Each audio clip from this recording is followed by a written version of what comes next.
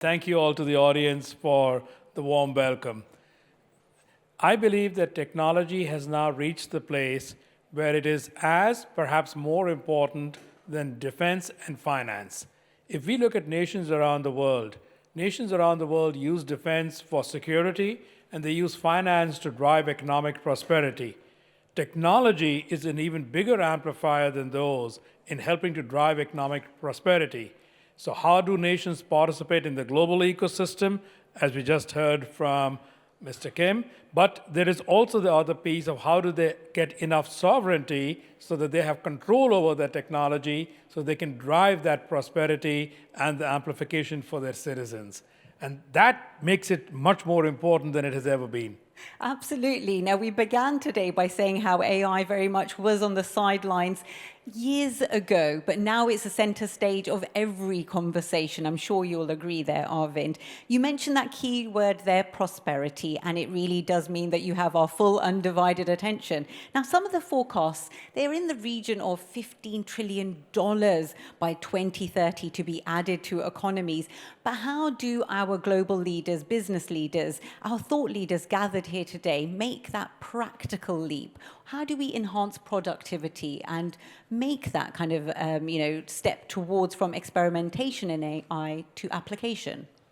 So if you look at economic historians, they will all point to that productivity is what drives GDP, and productivity is what drives reinvestment into economies. Long arc. From about 2,000 years ago till about 1500, there was very little productivity growth in the world. Maybe we're talking about 0.1%, 0.3%. There was a big boom after that. We just heard you talk about the printing press. That was one cause because knowledge could spread. Then we began to get machines circa 1700 called the Industrial Revolution. And suddenly productivity went to about 3%. We are now facing, and many people here in the audience will acknowledge, is the first time we are facing population decline. So if productivity stays low and you get population decline, that means GDP goes down. That is not what anybody wants. AI offers a way to fill that gap and go beyond. So AI is the only tool we are aware of that can fill that gap between population decline and GDP growth. Hence, embracing it is critical. You said 15 trillion. These numbers vary. I look at it as a business individual. In the world of business, if I take the S&P 500 companies just as a proxy, they run about a 10% profit on average. If you can add 5%, but then reinvest that for growth, that is the possibility AI offers to supercharge productivity, which means you can increase GDP growth, which means we can increase what we can share amongst all the citizenry in every country. So there is a very interesting conundrum there. You're going beyond the buzzwords, beyond the hype. You're saying that AI really could be the gap filler between population decline and productivity gain. So in real terms, what would be your advice to the global leaders, the business leaders gathered here today? What could they do in their businesses to make that transition? There's a lot of talk about the dangers of AI, hallucination. All of those really come in when you're looking at high-risk areas. So my advice would be stop experimenting, pick a few areas to scale, put your investment and your muscle behind those areas, but pick them initially in what I call low risk. What are low risk? Client experience and customer service are areas that are low risk. Because in most cases, if somebody gets an extremely wrong answer, they're going to come back to you. But you can, in most cases, over 90%, give them a much better experience using AI. I often tell our people, if the pain is on a customer, maybe we don't want to do AI. But if it's inside the company, be quite willing to do it. So enterprise operations, there isn't a company on the planet that doesn't spend 10 to 20% of its people doing that. AI can offer huge productivity. And in an area near and dear to our heart at IBM, on software development, there is no question that AI can help fill the gap between the skill demand and the productivity that is needed. So I say pick some areas, scale them, but I gave 3 very early use cases. that everybody can go after with no hesitation. So some really key practical takeaways there from you, Arvind, and you always speak so eloquently on these matters. So it's fair to put you on the spot, as we do with many of our AI thought leaders. When it comes to looking at the future, AI, is it a job creator or a job disruptor? Okay, so we did have to get some controversial issues in there. Look, I think that there will be some job displacement. Our competition, by the way, this is aligned, albeit independently done, with work done from Nobel laureates at MIT on these topics, and it is a 5 to 10% job displacement. Displacement doesn't mean creation or destruction. Displacement does mean that it's on us as societies to upskill and reskill those people. But it is in the 5 to 10% of the employment there.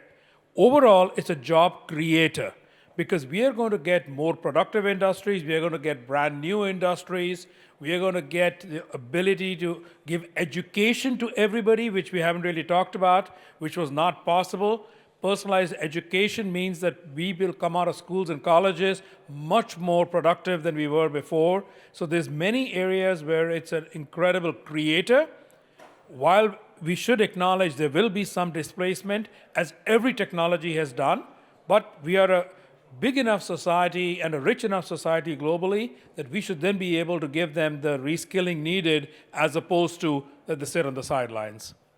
So I do prefer your wording there. As opposed to job disruption, you refer to job displacement. It certainly sounds like a softer way for us to look at the future. But it's still a big number, 5 to 10%. And you mentioned there the key words of education, which echo back to our opening remarks from both the Republic of Sierra Leone and Korea that was echoed by our excellencies here this morning. Education, upskilling. Let's talk about some key takeaways there. Look, the system of education we have in most countries around the globe is, I'll give credit to, we can say the UK or Germany, is the Victorian system. You put 30 or 40 or 50 children in a class and you must teach them at the same rate and pace, which means we're assuming that they're all equally capable and they all have an equal amount of understanding. Both from my own experience, but also from many experts, the gap comes not because people are not capable, but they miss some key understanding. And if the teacher can never go back to that, because the only way they go today is an assessment at the end of the year, AI can give you personalized assessments. AI can figure out what is your exact gap. It's not a substitute for the teacher, it's an augmentation. That means that if that gap gets filled, that child is going to be far, far more capable at the end of that year. And if we can take 10% of people, not even all, just up a little bit, that's an incredible boost to the economy and to their eventual livelihoods. That's the one that excites me. By the way, the other place is in nations which are still developing. It's hard for them to get primary school teachers and high school teachers with all the skills everywhere. AI can augment the personalized instruction which could be there from teachers, but in subjects and in areas where they don't have enough skills to give that. This is another huge boost that AI is going to provide. And those are really empowering messages there, Arvind, which is why we have you busy today at the World Government Summit, straight from the plenary, straight to us here at the AI Forum, to really emphasize the points you make there.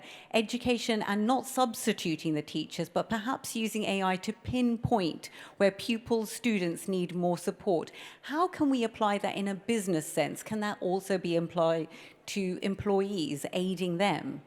I'll give a great example. Like our employees 3 years ago were worried about AI.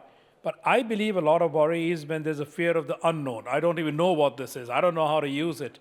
We take 2 weeks every summer and we let all employees participate in a challenge. We call it the Watson X challenge for our AI platform. And 160,000 people, it's not forced, it's voluntary. So about 2/3 of our employees do it.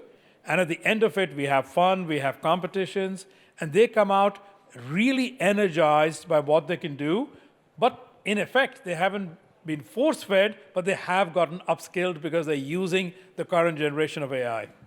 So upskilling and very much energizing. We certainly feel energized hearing you speak today here, Arvind. Now, we can take advantage of the fact that you have taken the time out to be with us today to hear on a personal note. You travel the world, you have global expertise in terms of a professional sense. What is your sense of being here at the World Government Summit this year, and what policy leaders are really focusing on? I think this is my fourth or fifth consecutive year of being here. Look, the ability to convene people across industries and across governments is becoming a rarity, as we heard right at the beginning. It's less and less common that there are forums where that can happen. There's a couple where I can see this happening in a wide stage. Davos, whatever its ills or virtues may be, is one, and World Government Summit is another.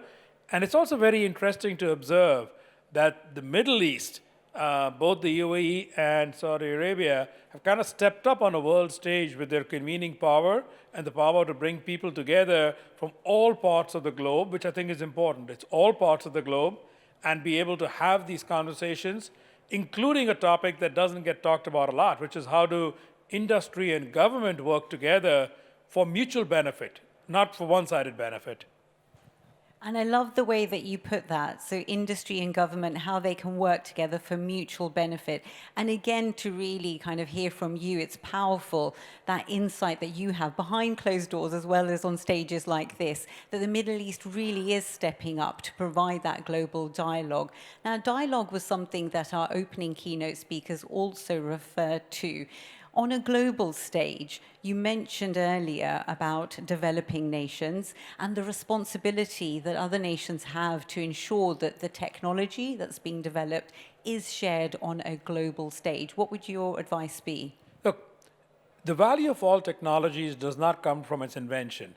The value comes from deploying these technologies for either a public good or for growing industry.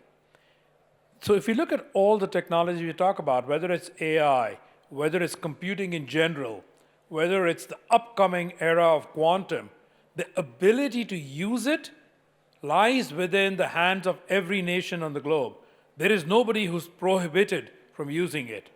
I think where people get confused is they often want to take precious resources, especially in smaller countries, and try to apply it towards reinventing it. That I don't think is that useful. But using it is something I highly encourage everybody to do. And I also use the word sovereign. They can also use it in a sovereign way. That is not that expensive, and that is not out of their reach. I strongly urge everybody, because if you look at the value, take mobile. Some people made money on chips and semiconductors for sure. Some people made money on the actual device, and I'll call it the software. But 90% of the value lies in the applications that are built on it, and AI is going to be exactly the same. So let's put aside the fuss on who's building it and inventing it, and now go on to who can deploy it for incredible local benefits. And as you mentioned there, incredible local benefits, I also appreciate that your answers are very nuanced. You're not saying that a universal application of one size fits all is the way forward. And I think that really speaks, Arvind, to your personal and professional experience, your diverse background. Here in the Middle East, and especially in the UAE, we are very, we have a very generous environment here where the international expatriates are welcome to work alongside our very talented Emirati brothers and sisters. And it's a unique environment that you have a direct insight into. What's so special about the UAE for you? Well, it comes down to the UAE has taken a very conscious path towards saying that they want to have a diverse economy.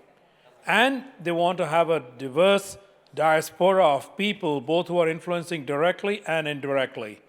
I will say that they are lucky. They have about 1 million, roughly, citizens or Emirati, which means that they decided that unless they can open themselves up to the talent they need, it's going to be very hard to have local prosperity. They did that. In order to grow the diverse economy, they welcome people to both create businesses here as well as participate in the local economy. Again, my word for mutual benefit. It's not one-sided. And I think that it's a great exemplar of doing that, as are some other nations in the West, but those are both models that I think are worth emulating for everybody else. Fantastic, and it's wonderful to have you here on our stage to share that perspective. I've been based here for the last decade, and I've had the chance to work directly with my Emirati sisters and brothers, very talented. And I think the unique environment that we have here, as you mentioned earlier in this session, the UAE and the Middle East really is stepping up, certainly when it comes to being at the forefront of AI. So that's why it's great to have you here at the AI Forum. For the last 30 seconds, Arvind, what would be your last takeaway advice to our global leaders and business leaders gathered here today? Well, given it's an AI forum, my advice to all of you, think hard. How does AI add 5% to your bottom line that you do not give back to the market, that you reinvest for growth and for a better life for your clients and your employees? That is what I would urge you all to walk away, because 5% productivity overall, think about how hard it is to do it. It would mean that normally you would have to grow your revenues by 50%. So this is a unique technology that can help you do that. What a powerful and empowering message to end with. Ladies and gentlemen, excellencies, distinguished guests, please give Arvind Krishna a big round of applause and thank him for gracing our stage here at the AI Forum. Thank you so much, Arvind. Such a pleasure.